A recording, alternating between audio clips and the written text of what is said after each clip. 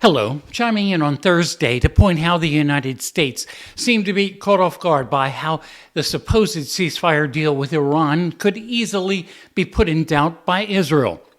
Israel helped convince Mr. Trump to go ahead with the threats of massive bombing of Iran.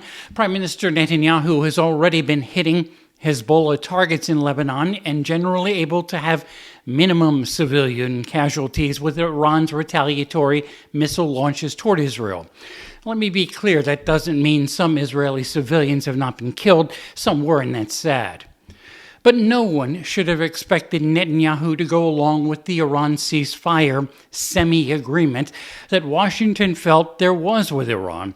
Iran insists Lebanon's welfare was to be part of the Washington-Tehran ceasefire.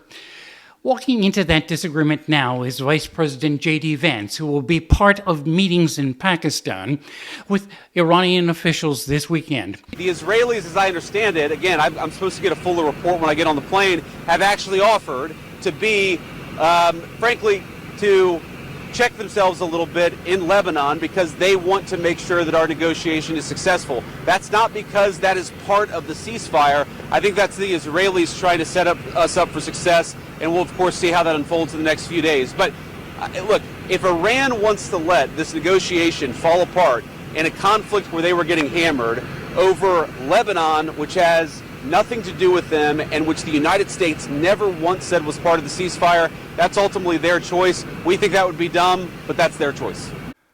The ceasefire the White House and Iran agreed to for at least 2 weeks seems to have been so soft and cobbled together by the minute that the messages from the Trump White House have been very fluid, especially about whether the Strait of Hormuz will be fully opened for oil-carrying ships.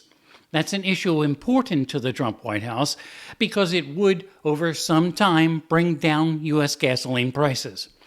We'll have a better idea Monday morning. With Ear on the White House, I'm Bob Costantini.